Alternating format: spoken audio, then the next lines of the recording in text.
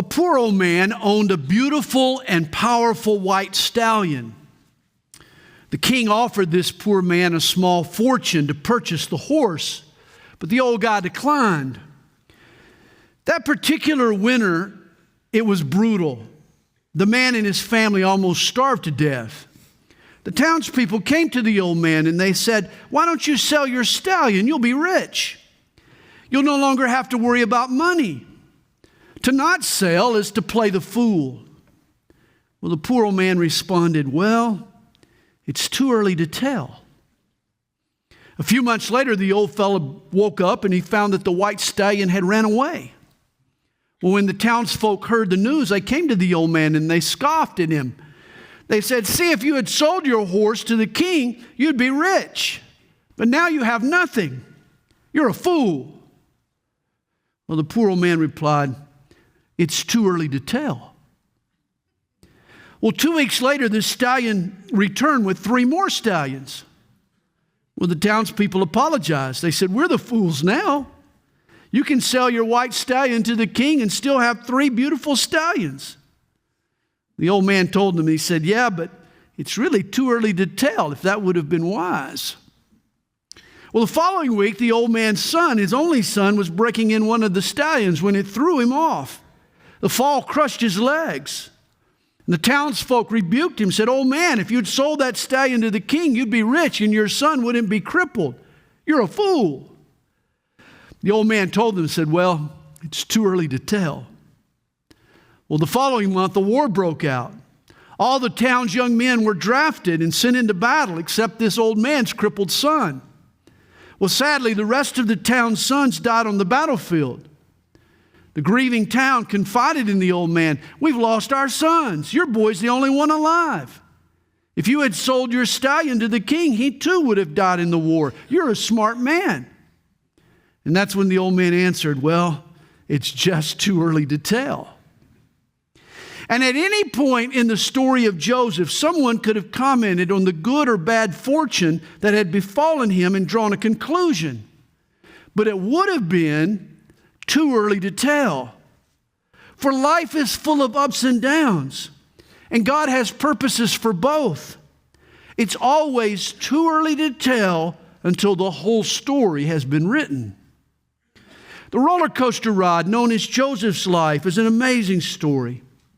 But the overarching lesson it teaches is the overarching of the providence of God in our lives. God does make all things beautiful in His time. The problem, though, is that His time is not always our time. There were times in Joseph's situation that seemed cruel and unfair. It didn't make sense. He was a good man, snake bit by bad circumstances. How many days was he tempted to doubt God's faithfulness and question God's love? How often did he stare into the darkness of despair and beg God to shine His light? And yet all that happened to Joseph turned out to have a grand purpose. The twists and the turns that God engineered not only fulfilled God's plan, but along the way fashioned Joseph into the man that God needed him to be. As Joseph will say to his brothers today in Genesis 50, "You meant evil against me, but God meant it for good." The welfare of Egypt and its neighboring nations, the survival of Israel's family, reconciliation with his brothers, the growth of the Hebrew people, the preservation of the Messianic line, ultimately the salvation of the world hung on how Joseph's life unfolded. Who would have thunk it as Joseph went through it? At any point, it would have been too early to tell. Well, chapter 48 begins. Now it came to pass after these things that Joseph was told, "Indeed, your father is sick." And he took with him his 2 sons, Manasseh and Ephraim. Joseph wants his dad to bless his sons. And Jacob was told, "Look, your son Joseph is coming to you." And Israel strengthened himself and sat up on the bed. Then Jacob said to Joseph, "God Almighty appeared to me at Luz." You remember the account at Bethel where he saw the ladder extending into heaven. in the land of Canaan and blessed me and said to me, behold, I will make you fruitful and multiply you, and I will make of you a multitude of people and give this land to your descendants after you as an everlasting possession. Jacob, or Israel as God renamed him, is recalling the Abrahamic covenant. Hope you remember that covenant. It's the most important in the Bible. Genesis 12 talks about how God promised Abram and his heirs three things: sod, seed, and salvation. He promised Abram a tract of land, offspring or a great nation, and a blessing that would come through that nation. This is the covenant that defines the Middle East to this very day. It was first made to Abraham, then confirmed to Isaac, then to Jacob or Israel, and then finally to his 12 sons, as we'll see here. Now Israel is dying, and Joseph brings his two boys to their grandfather for a blessing. In a patriarchal society, the paternal blessing was a big deal. The father or the senior family member was poised to pass on a sense of vision and legacy to younger family members. It helped children and grandchildren to see the bigger picture for the family, to have a generational purpose for his offspring. I think modern people and families have lost a lot by not structuring for and valuing this paternal blessing. Well, Jacob here, he says to Joseph, and now your two sons, Ephraim and Manasseh, who were born to you in the land of Egypt before I came to you in Egypt, are mine, as Reuben and Simeon. They shall be mine. Your offspring, whom you begat after them, shall be yours, and will be called by the name of their brothers in their inheritance. Now, I'm sure this was unexpected. It went past just the giving of a blessing. For Jacob here officially adopts Manasseh and Ephraim, Joseph's boys, thus giving him a family of 13 tribes. Joseph is replaced by his two sons. But it's fascinating, whenever the Bible speaks of the tribes of Israel, and it often does, there are always how many? 12, never 13. It's sort of a shell game, really. Different lists we'll find leave out different tribes for different reasons, but there are always 12. Well, here Joseph gets replaced by his two sons, Ephraim and Manasseh. Israel continues. But as for me, when I came from Paddan, Rachel died beside me in the land of Canaan on the way. You remember Rachel was his beloved wife, and he's remembering her now. When there was but a little distance to go to Ephrath, and I buried her there on the way to Ephrath, that is Bethlehem. Rachel was also Joseph's mom. And Jacob is thinking back on Rachel as he speaks to Joseph. Verse 8. Then Israel saw Joseph's sons and said, who are these? Apparently he was nearly blind. And Joseph said to his father, they are my sons whom God has given me in this place. And he said, please bring them to me and I will bless them. Now the eyes of Israel were dim with age, so that he could not see. And then Joseph brought them near him, and he kissed them and embraced them. And Israel said to Joseph, I had not thought to see your face, but in fact God has also shown me your offspring. This blew Jacob's mind. He didn't think he'd ever see Joseph again. He thought he was dead. But God has allowed him to not only see his son, but to also see his two grandsons. What a blessing indeed. And so Joseph brought them from beside his knees, and he bowed down with his face to the earth.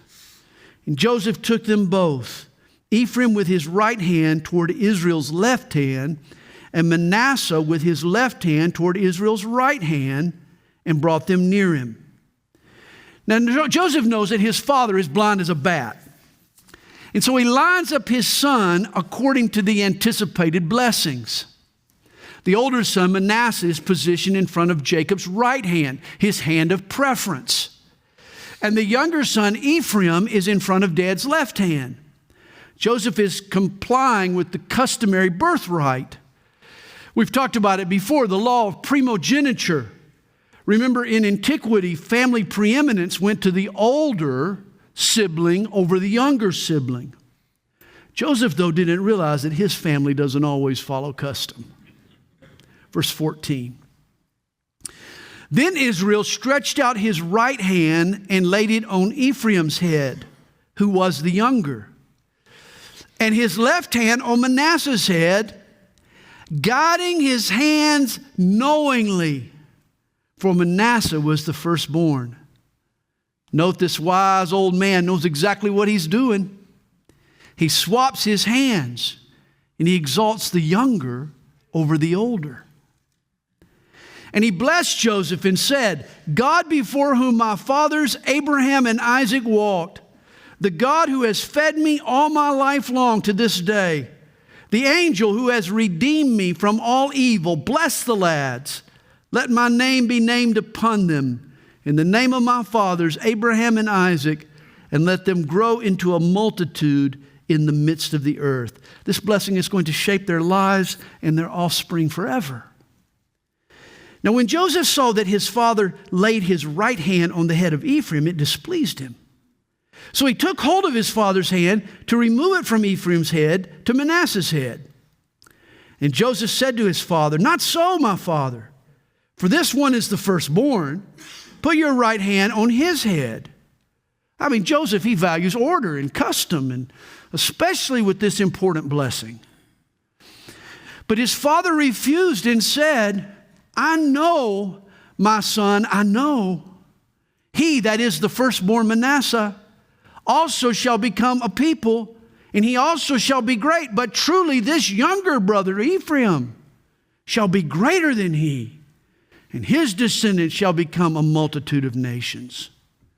And so he blessed them that day, saying, by you Israel will bless, saying, may God make you as Ephraim and as Manasseh. Notice how Israel lists the brothers. He places the younger Ephraim first, then the older Manasseh. And thus he set Ephraim before Manasseh. And note, this was not a small matter in the eyes of God. For what Israel does here earns him a place in God's hall of faith. Hebrews chapter 11.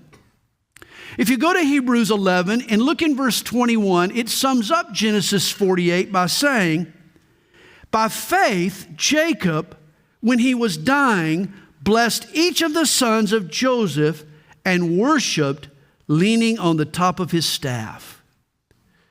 Jacob crossed his hands to bless the boys, and he blessed the younger son over the older. And in so doing, the writer of Hebrews says he worshiped God. I'm sure in his mind, Jacob was recalling God's grace toward him, for he too was the younger son, yet he had been blessed above his older brother Esau. You know, one of the peculiarities of all three Hebrew patriarchs is that the law of firstborn was violated in their families. Abraham loved Isaac above the older son Ishmael. Isaac blessed Jacob over the older brother Esau. And now Jacob, or Israel, blesses Ephraim over Manasseh. See, this was God's way of saying that his favor is not awarded according to natural advantage or according to social endowments or earthly custom or the traditions of men, but by grace through faith. See, God upsets human power structures and human expectations, and he bestows favor on the unexpected. The last shall be first. This means if you're the run of the litter, if you feel unwanted or passed over or unqualified, then you need to take heart. For God crosses his hands at the cross of Jesus Christ. And through the sacrifice of his Son, he has chosen to bestow his greatest blessings on the least deserving. That includes you and me. Well, verse 21. Then Israel said to Joseph, behold, I am dying, but God will be with you and bring you back to the land of your fathers. Moreover, I have given to you one portion above your brothers, which I took from the hand of the Amorite with my sword and my bow. And the question becomes, when did Jacob ever go to war with the Amorites? Well, we really don't know. Genesis doesn't say. But it's not unreasonable to think he had a skirmish or two along the way. Here, though, Israel points out that this blessing on the grandsons, Manasseh and Ephraim, actually doubles Joseph's share of the family blessing. It's another coat of many colors. One last special gift from Jacob to his favorite son, Joseph. Well, in chapter 49, Jacob then blesses all 12 sons. He's in the Spirit now. He's peering off into the future. And he begins prophesying over each son and the tribe that will come from his lineage. Some of his words here are sort of tough to swallow. They're more curses than blessings. As we'll see, Jacob doles out a few prophecies that are hard pills to swallow. Well, verse 1 begins. And Jacob called his sons and said, gather together that I may tell you what shall befall you in the last days. Gather together and hear, you sons of Jacob, and listen to Israel, your father. Now remember, Jacob is on his deathbed. All his sons have now gathered to him. Suddenly his bedroom becomes a courtroom. He begins with the oldest. Reuben, you are my firstborn, my might and the beginning of my strength, the excellency of dignity and the excellency of power, but unstable as water, you shall not excel. Water always flows to the lowest point, doesn't it? And sadly, this was Reuben's history. Over and over, rather than rise up spiritually, Reuben tended to gravitate toward the lowest point morally. And here's the most horrible example. He says, because you went up to your father's bed, then you defiled it. He went up to my couch. Genesis 35, verse 22 recounts the story of Reuben committing incest with Bilhah, his father's concubine, a sin that cost Reuben dearly. His lust and his indiscretion cost him his potential. Reuben forfeited the rights of the firstborn. He will not excel. Reuben's future descendants end up not even entering the promised land. When General Joshua brings Israel back to the land of Canaan, the tribe of Reuben settles for a spot east of the Jordan River. They don't even cross over into the land. Still later, Reuben becomes the first tribe scattered by the Assyrians. It was downhill from here for Reuben. Well, verse 5. Simeon and Levi are brothers. Instruments of cruelty are in their dwelling place. Recall Genesis 34. These brothers led the brutal slaughter of the men of Shechem. And they teach us a lesson of how uncontrolled anger can cost us greatly. If you have an anger problem, man, you need to see someone quick. You need to get some help. Uncontrolled anger can tear up a family. Jacob says, let not my soul enter their council. Let not my honor be united to their assembly. For in their anger they slew a man, and in their self-will they hamstrung an ox. Cursed be their anger, for it is fierce, and their wrath, for it is cruel. I will divide them in Jacob and scatter them in Israel. And this becomes prophetic. Levi ends up becoming the priestly tribe. And rather than being given a portion of land like his brothers, he gets scattered throughout the cities, throughout all of the nation. Simeon blends in with the southernmost tribe of Judah. Both Levi and Simeon are ultimately divided and scattered, just as Jacob here predicts. Well, verse 8. Judah, you are he whom your brothers shall praise. And recall the word Judah means praise. Your hand shall be on the neck of your enemies. Your father's children shall bow down before you. Now, Judah will ultimately receive his father Israel's birthright. Judah will be given the status of the firstborn. Reuben forfeited it. Levi and Simeon were unworthy. It falls to Judah. Judah will be given the status of preeminence among his brothers and in the family. His tribe will bear the royal line. For he says, Judah is a lion's whelp from the prey. My son, you have gone up. He bows down, he lies down as a lion, and as a lion, who shall rouse him? Israel depicts Judah here as a lion. And from this idiom, Messiah gets his nickname, the Lion of the tribe of Judah. Our Lord Jesus descended from this particular tribe of Judah. And verse 10 records a fascinating prophecy concerning Judah. The scepter shall not depart from Judah, nor a lawgiver from between his feet, until Shiloh comes, and to him shall be the obedience of the people. This word Shiloh can be interpreted, he whose right it is. And since the ultimate right to the throne of God's kingdom belongs to the Messiah of the tribe of Judah, the rabbis always took Shiloh to be another name for the Messiah. This prophecy says that the scepter was a symbol of the king's right to rule. It was commonly associated with the practice of capital punishment. We're told here that the scepter, or this right to self-rule, would not pass from the kingdom of Judah until Messiah had come. Yet the Romans stripped the Jews of this right in 7 AD, when Judea was made a Roman province. You remember 25 years later, in 32 AD, when the Sanhedrin wanted to have Jesus executed. You remember they couldn't do it themselves. They actually had to go to the Roman governor, to Pilate, to get his approval. They no longer had the right to execution or the right to self-rule. And this right of self-governance was taken, when it was taken away, the Babylonian Talmud records the Jewish response. Apparently, when it happened, the rabbis all came out and they cried, "Woe unto us, for the scepter has been taken from Judah, and the Messiah has not appeared." You see, in the Israeli mind, Jacob's prophecy in Genesis 49 had failed. The scepter had passed, and there was no Messiah. But what the rabbis didn't realize was that Shiloh had come. For at that very moment in 7 AD, Jesus, the Messiah, was 12 years old. He was working in his father's carpenter shop in Nazareth.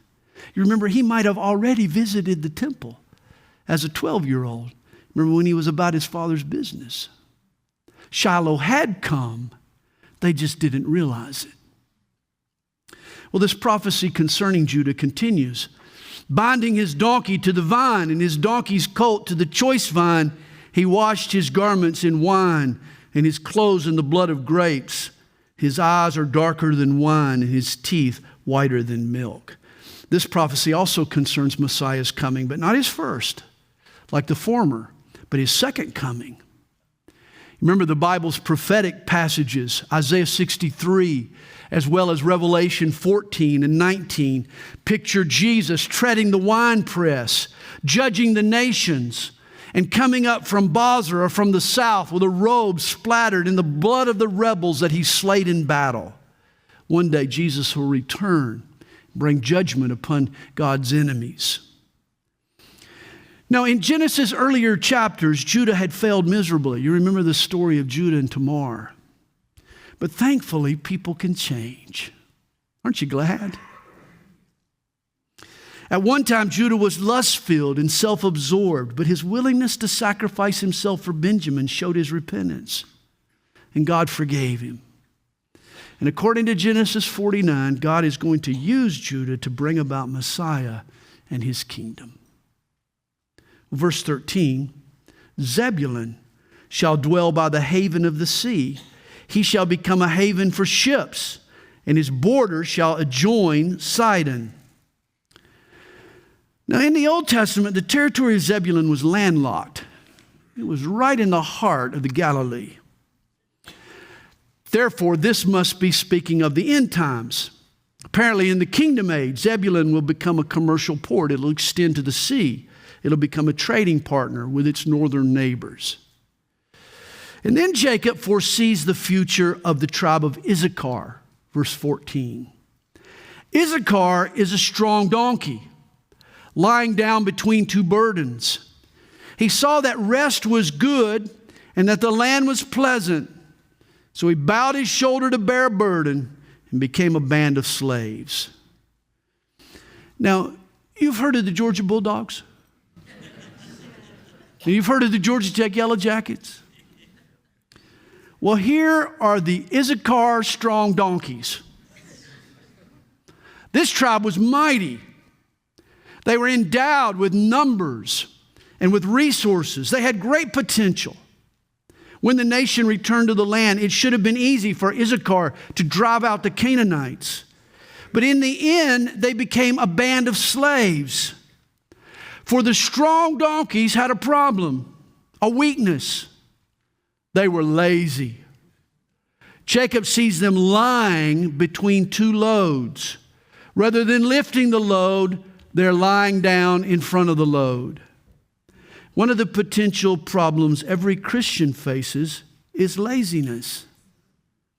You know, it's been said, we can't do God's part, but God won't do our part. The stories of Genesis about the patriarchs of God's family all teach us that our part in our covenant with God is faith. But understand, faith is not a passive thing. It's aggressive. It requires effort and diligence. See, to grow in your faith, you have to apply yourself to God's Word, and you have to apply God's Word to your life. And renewing your mind requires a concentrated effort. You've got to replace old assumptions with new truth. It takes some brain drain to rethink unbiblical ideas and change the way we approach situations. That's why the Christian life takes effort. And lazy believers end up like the Issachar strong donkeys, a band of slaves. When you get lazy, you become a slave to sin or a slave to your own fleshly desires. It's been said, laziness grows on people. It begins in cobwebs and ends in iron chains. If you don't work at shaking it off, it ensnares you. Well, the prophecies continue, verse 16. Dan shall judge his people as one of the tribes of Israel. Dan shall be a serpent by the way, a viper by the path that bites the horse's heels so that its rider shall fall backward. I have waited for your salvation, O Lord. The tribe of Dan was like a poisonous snake. He bites Israel and injects the venom of idolatry. You remember one of the two golden calves that later contaminated the northern kingdom of Israel was set up within the borders of Dan. Well, then Gad, a troop shall trample upon him, but he shall triumph at last. Gad was an army that will experience both victory and defeat. Ultimately, he'll prevail. Later, this was the tribe that supplied troops for King David. Bread from Asher shall be rich. Asher was the land below Mount Carmel in the north. Even today, it's fertile farmland. It is rich land. And he shall yield royal dainties or live in luxury. But this phrase can be interpreted, he will dip his foot in oil. And today it's interesting that the port of Haifa is in the borders of Asher. Haifa is actually the terminal point for the pipelines that bring petroleum down to Israel. So he will dip his foot in oil. Naphtali is a deer let loose. Like a wild deer, this tribe liked its isolation and independence. Naphtali bordered on the Sea of Galilee, where Jesus did most of his teaching, and thus Naphtali uses beautiful words, he says. Verse 22, Joseph is a fruitful bow, a fruitful bough by a well. His branches run over the wall. Joseph will be like a bulging cluster of grapes, or prosperous. Ephraim and Manasseh, Joseph's sons, end up the two most populous tribes.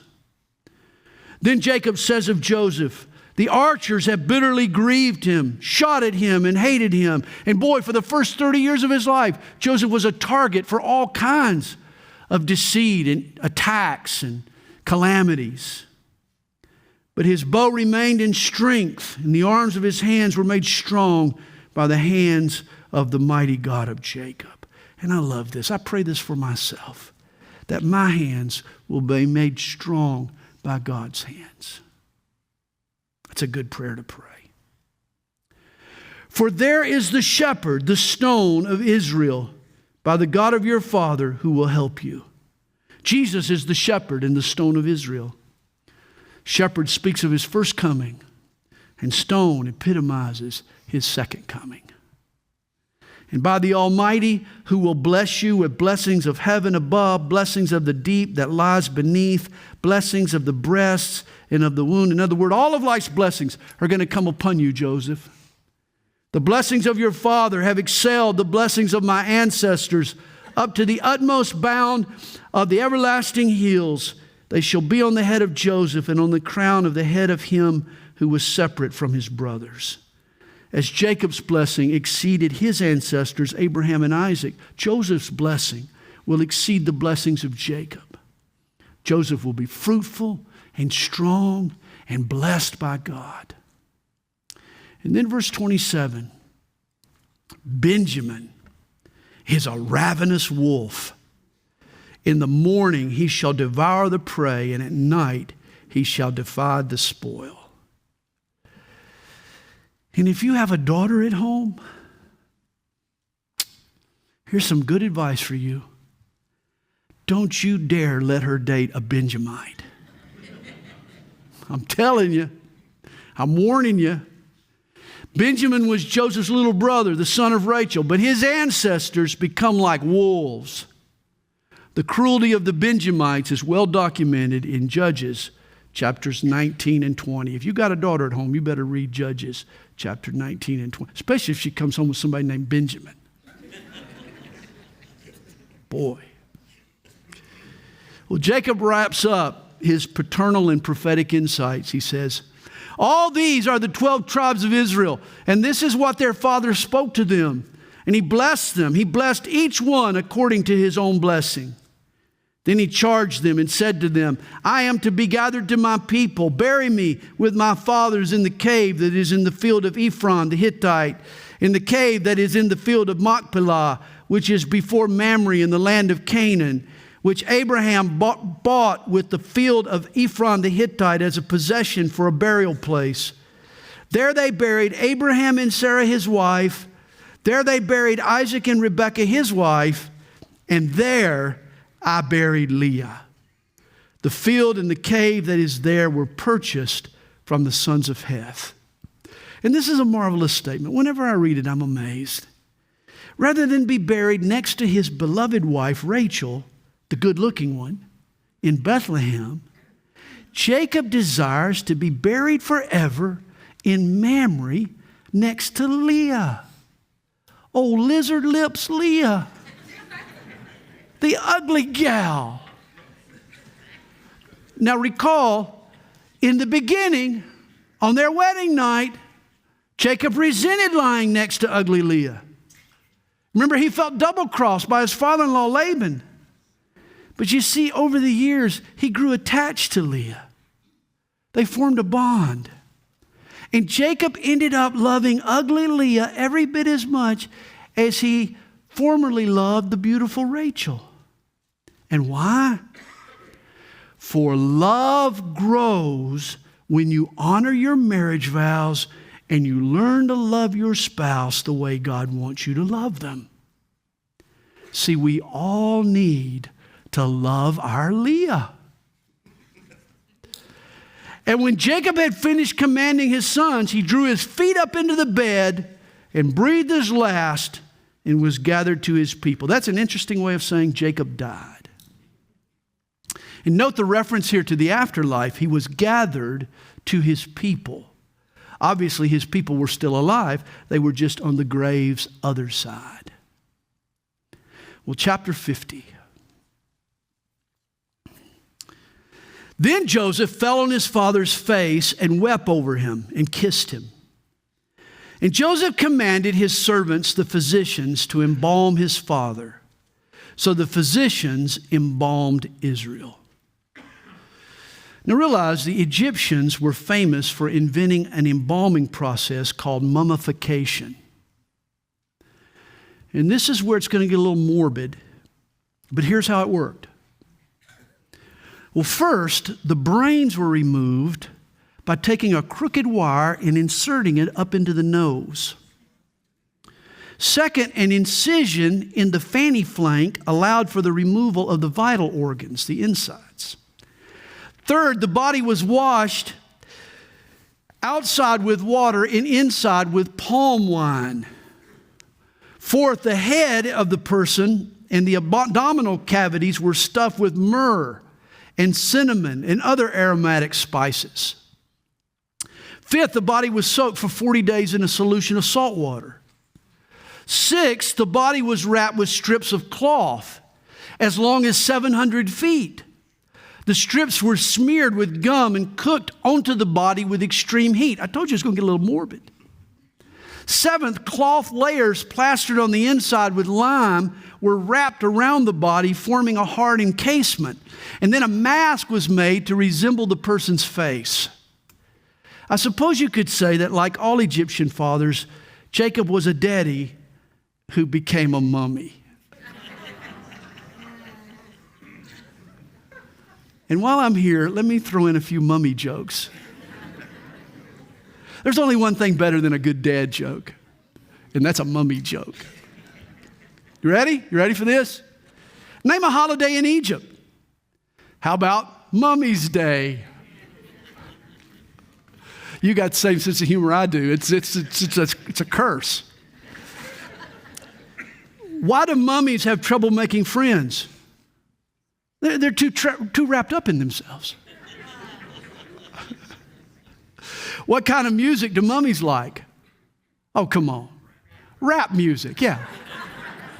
Or ragtime. How about that? What kind of briefs does a mummy wear? Fruit of the tomb. Why don't mummies take vacations? They're afraid to relax and unwind. Yeah. If a mummy gives you 2 dimes for a quarter, what just happened? You got Egypt. Egypt. You got Egypt. And finally, where do mummies swim? Of course, the Dead Sea. Yeah. And to all of the fathers here today, when you die, you won't be a daddy. You won't be a mummy, but you will be a memory. You will be. You won't be mummified, but we all will get memorialized. Your memory will be preserved, Dad. And here's the question. What kind of impression are you leaving? What kind of a legacy are you giving to your kids? Notice verse 3. 40 days were required of him, for such are the days required for those who are embalmed. And the Egyptians mourned for him 70 days. Notice they mourned for Jacob 70 days. That's a 2-month funeral. And I think it's cruel the way modern society mourns 2 or 3 days for a loved one and then expects everybody to go back to work on Monday. Just resume life as if nothing major has happened to us. Well, life goes on. But I don't think God designed the human heart to heal from a loss in 2 or 3 days. Yes, life goes on, but at times we can't until we take time to mourn and purge ourselves of our grief. We need to give ourselves time to turn loose of the person that we love. Here it's interesting. They mourned for Jacob 7 long weeks. Verse 4. And when the days of his mourning were past, Joseph spoke to the household of Pharaoh, saying, if now I have found favor in your eyes, please speak in the hearing of Pharaoh, saying, my father made me swear, saying, behold, I am dying. In my grave, which I dug for myself in the land of Canaan, there you shall bury me. Now, therefore, please let me go up and bury my father, and I will come back. And Pharaoh said, go up and bury your father as he made you swear. So Joseph went up to bury his father, and with him went up all the servants of Pharaoh, the elders of his house, and all the elders of the land of Egypt, as well as all the house of Joseph, his brothers, and his father's house. Only their little ones, their flocks, and their herds they left in the land of Goshen. And there went up with him both chariots and horsemen, and it was a very great gathering. Joseph leads his entourage to the land of Canaan. He arranges a state funeral with a full military escort. Verse 10, then they came to the threshing floor of Atad, which is beyond the Jordan, and they mourned there with a great and very solemn lamentation. He observed 7 days of mourning for his father. And when the inhabitants of the land, the Canaanites, saw the mourning at the threshing floor of Atad, they said, this is a deep mourning of the Egyptians. Therefore its name was called Abel Mizraim, literally the mourning of Egypt, which is beyond the Jordan.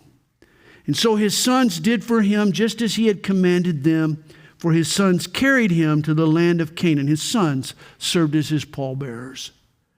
And they buried him in the cave of the field of Machpelah before Mamre, which Abraham bought with the field from Ephron the Hittite as property for a burial place. And this was the only parcel that a Hebrew ever purchased in the land that God had promised them.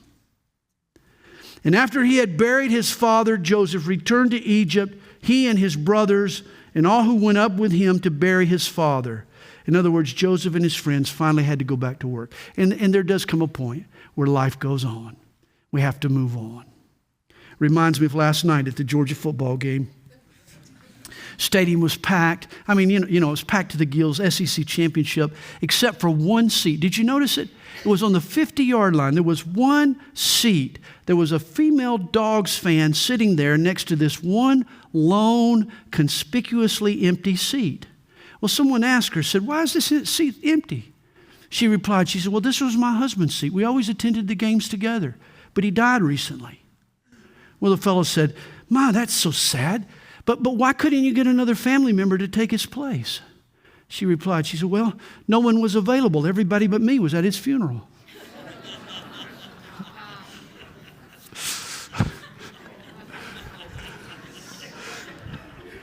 Now that might be getting back to normal just a little too soon.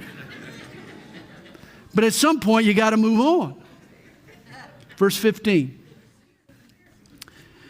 Well, when Joseph's brothers saw that their father was dead, they said, perhaps Joseph will hate us and may actually repay us for all the evil which we did to him. With Jacob dead, Joseph's brothers get worried. Maybe the only reason Joseph has been nice to us and forgave us of all that we've done to him was for Dad's sake. Maybe he's going to grow fangs. And so they sent messengers to Joseph saying, before your father died, he commanded, saying, thus you shall say to Joseph, I beg you, please forgive the trespass of your brothers and their sin, for they did evil to you. Now please forgive the trespass of the servants of the God of your father. And Joseph wept when they spoke to him. And I'm sure it broke Joseph's heart to think that his brothers doubted his love for them and didn't trust in his forgiveness. You know, it breaks God's heart when we doubt his love for us and that he died for our forgiveness. Sadly, here these brothers assume that Joseph will turn on them the way they had turned on him.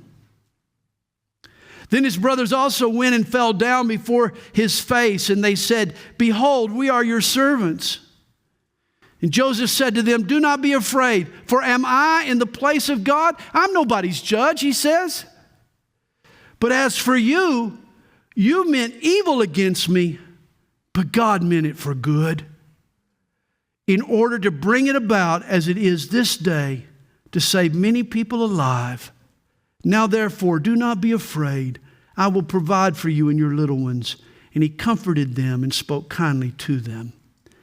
Never forget, the story of Joseph teaches us that the key to our overcoming life's bitterness is a strong trust in God's providence.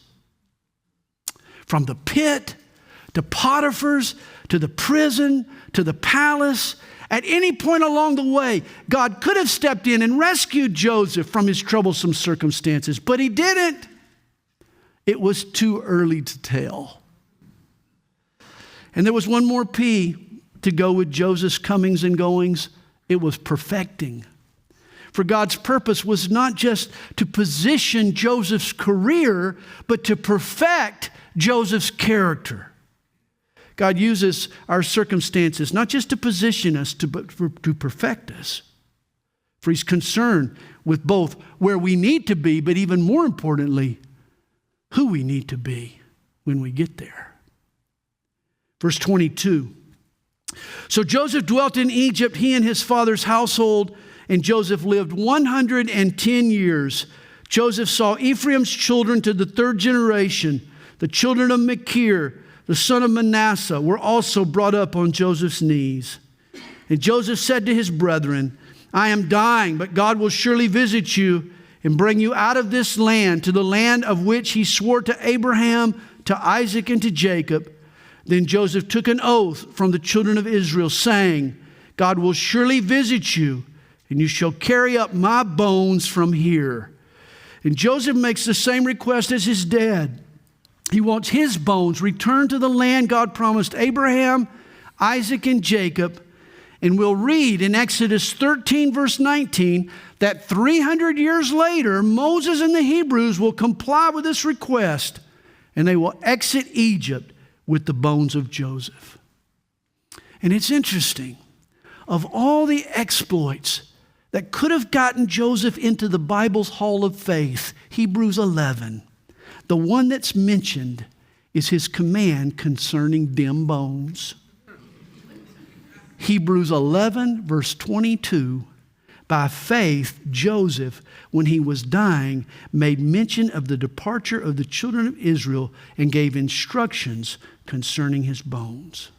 Notice this, despite his faithfulness to God, his purity, his moral courage, his wise oversight, his forgiving spirit, he gets special mention because of his faith in God's covenant. Joseph believes that God promised them the land that they were to possess. Hey, God values our purity and our courage and our devotion. But remember, it is faith alone which makes you and me right with God.